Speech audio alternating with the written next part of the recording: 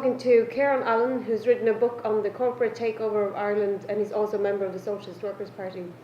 So Kieran, in the news last week, there was a lot of stories about Apple and the kind of tax dodging that Apple has been doing. So what really is the story there? Well, the story is that Apple had billions of money coming into Ireland, and the Irish government had an arrangement with Apple, so they paid less than 2% tax. And the scam was incredible. Apple incorporated a company in Ireland, but the Irish government said they weren't tax resident. In other words, we're not going to take any tax off them. I mean, this is unbelievable stuff. Can you imagine a PA worker saying, oh, I'm working in Ireland, but I'm not tax resident here? So it's a real scam that was put over on the Irish people. And the other thing that Apple do is they have a lot of income coming in as royalties for intellectual property. And the Irish government has set it up so they pay very little tax on this. And this is why this company is getting away with literally billions in tax-free profits. Okay, and are there other loopholes as well that companies use in terms of taxation? Well, one of the biggest loopholes to use is something called controlled foreign corporation legislation. If you're in let's say you have a holding company, that means a parent company that has a lot of the shares, and you have subsidiaries all around the world, and these subsidiaries send you in dividends or profits. Now, if that holding company is in Ireland, you would think the Irish government would be there to collect some taxes off them.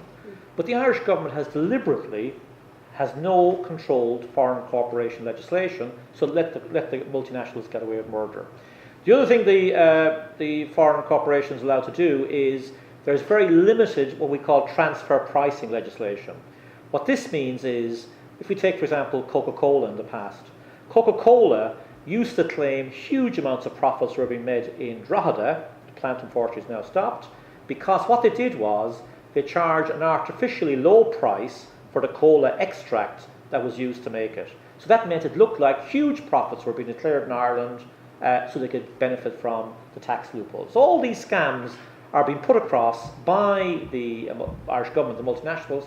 And the last point I want to emphasise is, I mean, do people know that every 2 or 3 months, the tax planners, these are the people, the highly paid people who are there to help companies dodge taxes, they meet with the revenue commissioners to discuss possible other loopholes. I mean, this is madness. People need to wake up to what's going on in this country and make sure that we're not paying property taxes, universal social charge, and these big companies are paying a bit more in tax.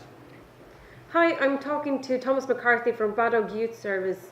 So, Thomas, what cuts are actually happening in the youth services at the moment? Hi, Madeline. Well, at the moment, the most recent cut was we got a 10% cut there the last couple of weeks, which applies to a lot of youth services across the city. Mainly the bigger services got the 10% cut. This is on top of a number of cuts before that, you know. And they're also talking about an 8% cut coming in around October. The minister is saying that her department is going to cut another 8% off the youth work budget.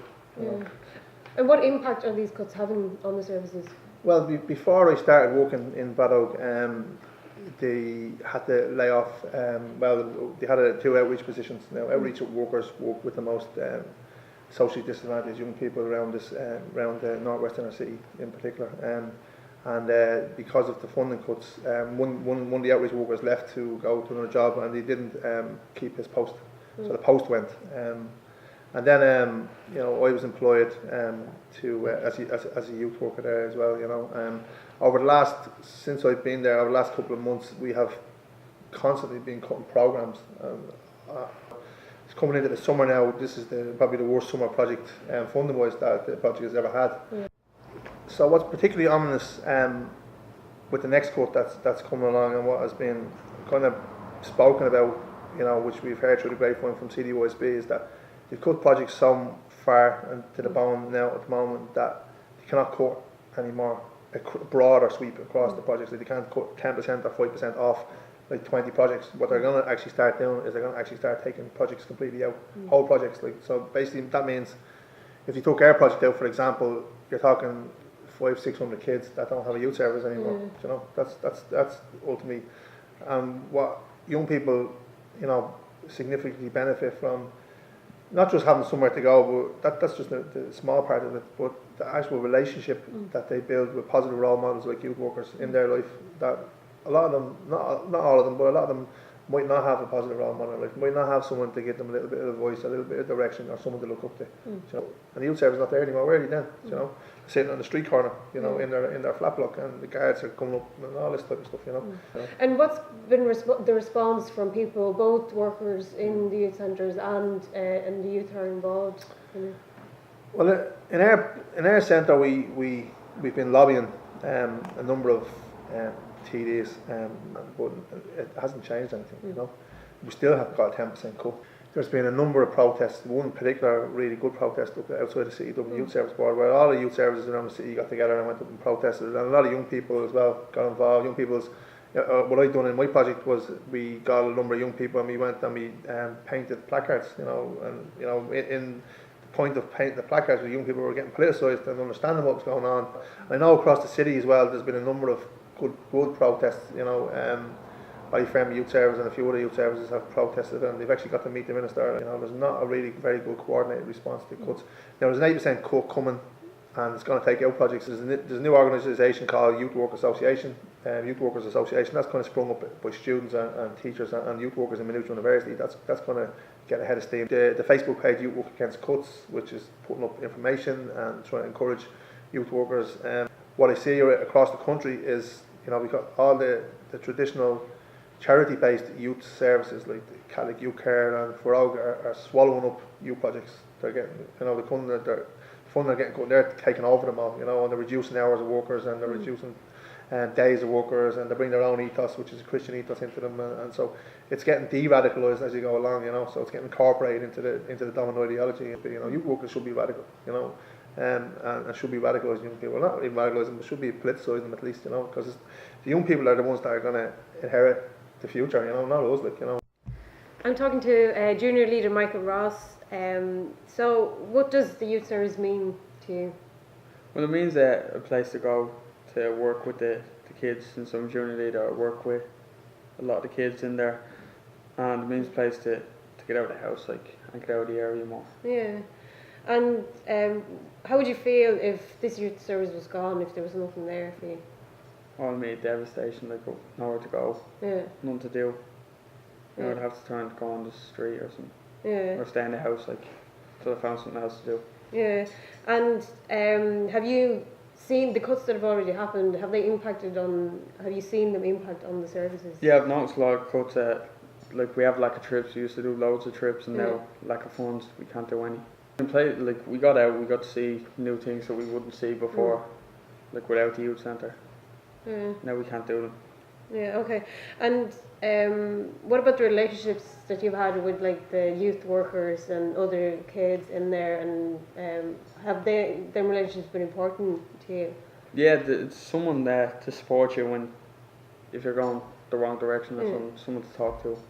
Hi, I'm talking to Vanessa Sullivan about the global economic crisis and young people. How have young people responded to the crisis across the world in terms of movements? Well, if you look at the Indignados movement, if you even look at as far back 2 years ago in Egypt, there were more young people in that revolution and that uprising, and it gave it such a new spirit. And the occupation of Tahrir Square and the solidarity that people had felt. And it was the young people holding up banners saying, "This system does not represent us." That then spread to Spain, it spread to Italy. Students, young people getting out on the streets and staying out on the streets, where the traditional march was march up and down the street and then go home. Okay, and what are the prospects of the youth revolt here in Ireland? What we have to understand is Ireland is no different from any other country in the EU. It's no different to what's happening in the US or what's happening in the likes of Egypt, Tunisia. As this crisis goes on, young people are going to get more and more confidence. Game, we're predominantly young people, the same with HMV, we're mainly young people, and as they become engaged with organisations like unions and like left-wing politics, you'll see more and more young people coming into the struggle and actually saying, you know what, I don't have to accept this. And it's when the struggle in general is high, you will see young people come out, because they're seeing their parents, their aunts, their uncles defying the system. and that makes it okay for them to defy the system.